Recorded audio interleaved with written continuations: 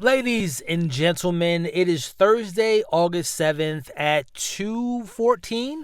I am going to head into my screening, theater's right behind me, for my 2:17 viewing of Zach Cregger's Weapons. Now, this is a film that has been crowned already to the early press screenings, the critic screenings, the influence screenings. People are claiming this is the not only scariest movie of the year, the best horror film of the year, and one of the better films of the year in general. I have been so excited for this film. If you have been a part of my YouTube channel or Instagram or TikTok, I've been posting trailer reactions, behind the scenes, and I'm really hyped. Now, funny enough, I am a fan of Zach's work. You know, obviously a lot of us know him from 2022's Barbarian, a film I was a little bit more mixed on than a lot of people out there, but I still appreciate the filmmaking and the risks that are taken and the unpredictability of it all. So I cannot express how excited I am. But what comes with that excitement is let's temper expectations. Before I go into this theater, again, as I'm recording this, it currently sits at 100% on Rotten Tomatoes as it stands. Pretty high praise, and I am hyped. But as soon as I walk into that theater, I'm going to release all that hype and just go in and see what Zach Cregger has. And big fan of Josh Brolin, Julia Garner. The whole cast is phenomenal. The hype for this film has been, like I said, astronomical. The trailers have been, and listen, Warner Brothers, and including yourself, Warner Brothers and other studios, take note of this. Do trailers like this. Do the marketing where you just give people the vibe and the tone and just some creepy imagery. I'm so excited. So I am going to step into my 2:17, which I love that it's 2:17 because it plays to the film. I am so excited. I am going to give you guys my spoiler-free thoughts when I get back after seeing Zach Cregger's Weapons. So fingers crossed, I'll see you all on the other side. All right, y'all, I have survived. I have made it to the other side. It's so funny when you see a movie you've been anticipating. It's just like the balloon pops after you see it, right? Did it work? Did it not work? Was it great? Was it the scariest movie of the year? Was it disappointing? Let's talk about it. Again, this is no spoilers. This is literally my fresh out of the theater reaction after seeing Weapons, a film like I talked about up top that I was extremely excited for. And I gotta say, it was really solid. It was really solid. It didn't meet that height, the hype. Hype is such a weird thing, expectations. But I would say this film excels at quite a few things.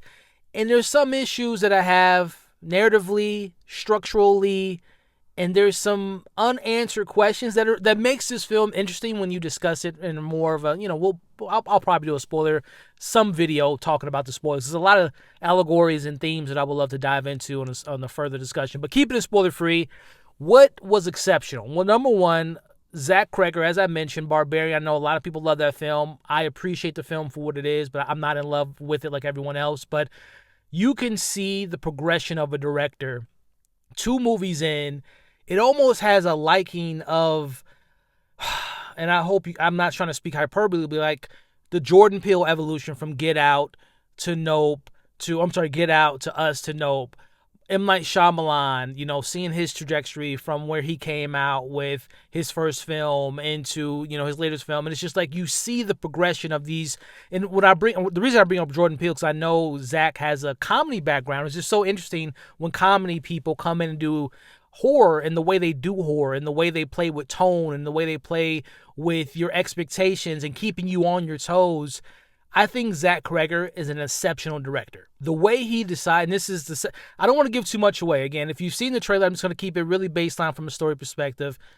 One day, 17 kids from a second grade go missing, and the story is structured around the aftermath of that. And it's told through various perspectives from various different characters. And that's as far as I want to go with the story. But bringing it back to Zach, I like how he tells his story by feeding you little by little information. And when you see the film, you'll understand my reference about feeding and all that. But anyway, I like how he structures his narrative, that it invites you into the story. It gives you these different perspectives from each character, and you learn a little bit about these characters and apply what you learn about these characters to what he's trying to say in this narrative, revolving around kids and missing and school situations and how that can play into the aftermath of what we're seeing through their perspective. So I just think the way he structures this film, while I was more interested in some people's perspective than others, like without, you won't know what this means, but like the James story, the Marcus story, like those are more enticing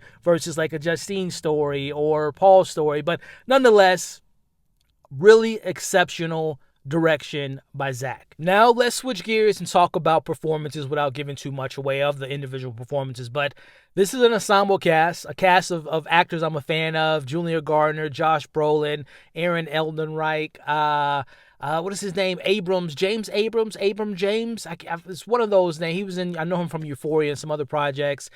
This and Benedict Wong, everyone's great. Everyone has their, again, this is told in different perspectives, and everyone has their moment to shine, essentially, and everyone does shine. I will say, to me, I just love Julia Garner. Like, from my Ozark days, from her as Ruth, and just seeing her career and the ups and downs. Earlier this year, she came out with Wolfman, which I thought was terrible. She was good in it. Fantastic Four. She was great in that. And this, like, I just love her as an actress. She really stood out to me. Josh Brolin, while it was a subtle performance, there's a lot to kind of dive into in regards to regret that he deals with, and the idea of not speaking your truth or hiding who you are or hiding feelings, and how that plays into this overarching theme of the story that goes around. Benedict Wong, smaller role, but standout role. And again, I know it's something Abrams.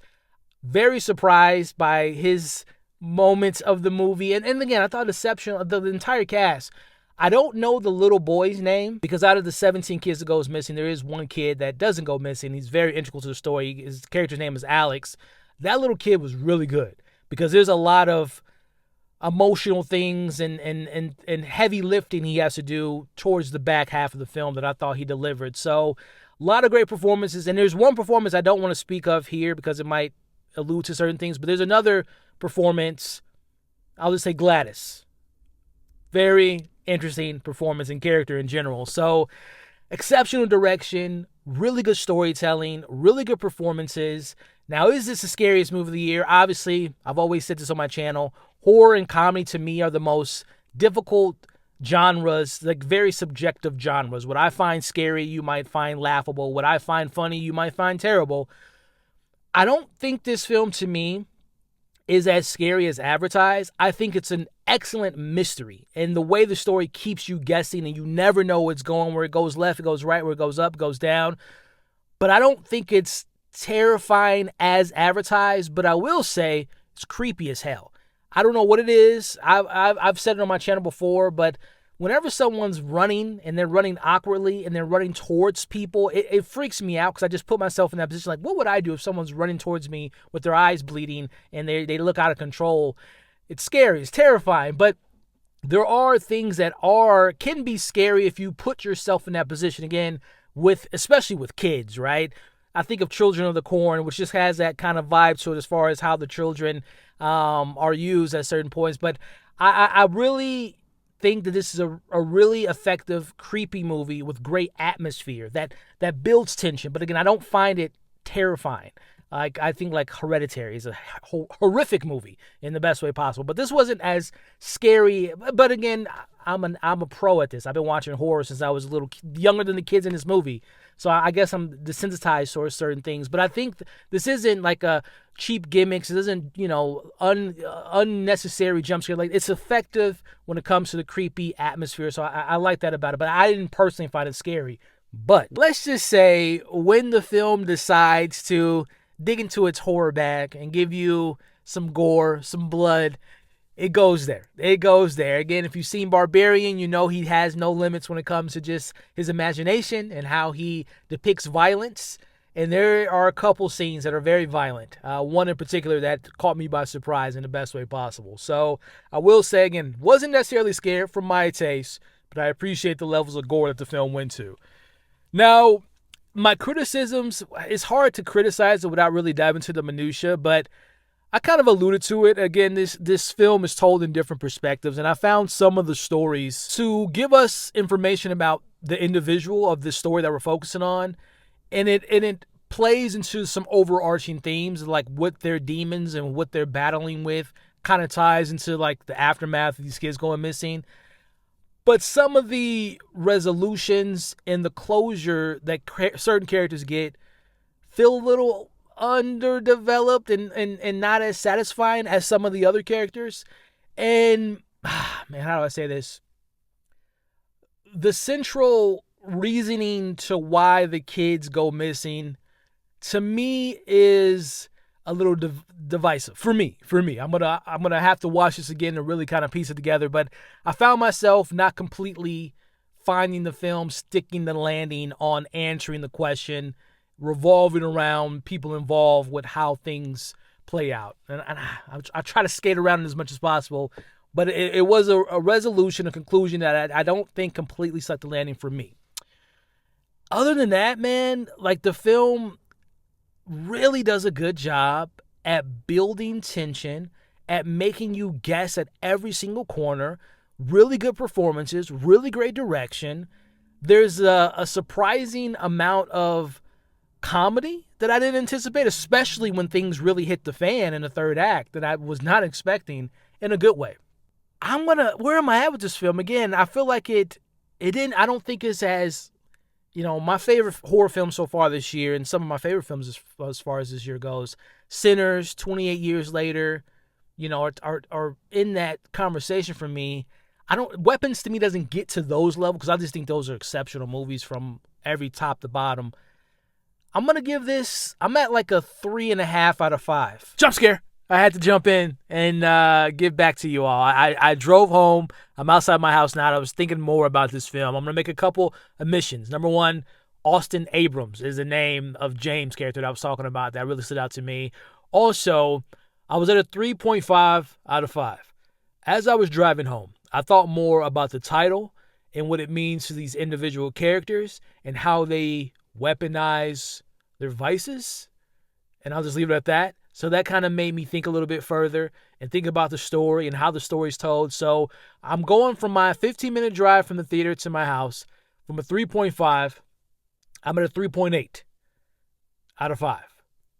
Really interested into diving deeper into this in the coming days. But the story, the symbolism, also the direction, as I mentioned earlier. And I forgot to mention, the score is really great. I love the cinematography. So yeah, I'm at a 3.8 out of 5. So I don't know where I'm gonna drop this in a regular video, but I just wanted to add that in. So enjoy the rest of the video. And I have some notes that I took down. I do want to revisit my notes, and I do want to dive a little bit deeper into the themes and the allegories and what certain things meant. But on a first viewing, I think the thing that Zach does a good job, and I put him, again, Jordan Peele, James Wan, Robert Eggers, Ari Aster, Jennifer Kent. They're exciting. These are exciting directors that don't stick to the tradition of what we expect with storytelling. And I respect directors and storytellers that switch it up, that aren't afraid to get violent, to take their time, to go at a story in an unorthodox way. So with that, this is the films that I get excited for as a film watcher, as a film critic, as someone that shares my views on movies. This is an exciting film. Again, it didn't hit those heights for me, but I can appreciate the filmmaking and the narrative in the swings this film takes. So 3.5 out of 5 with an asterisk, potentially going up on a revisit. And when I look at my notes and I do my spoil, I'm like, oh, maybe that hit a little bit more than what I said in the car. So right now I'm at a 3.5, which I think is solid. I think that's a great score. I think, to me, that's a recommended. I recommend you all to see this film. And when you do, I need you all to go in the comments and let me know what did you think of the structure of the story, the scare factor, the direction, the performances. Without spoiling anything in this video, don't spoil anything for those that haven't seen it yet. But how did you feel about the reveal? Was it satisfying? Was it not satisfying? And what do you think about Zach Cregger? Let's talk about it in the comments. Thank you all for watching these. I really have fun making these in the car because it's just like raw emotions and my initial thoughts. But I am going to probably do like a further discussion video. And over the weekend, I'm going to take some notes and make like a spoiler video. But thank you all for watching, man. I hope you all enjoyed this. Hope you all enjoyed the movie if you decide to see it. Before we wrap up, hit that thumbs up. Consider sharing this video, sharing your thoughts in the comments. And if you're watching one of my videos for the first time, hope you enjoy yourself. Stick around, check out the other content, subscribe to the channel. Thank y'all. Stay safe. And I'll catch you all on the next video.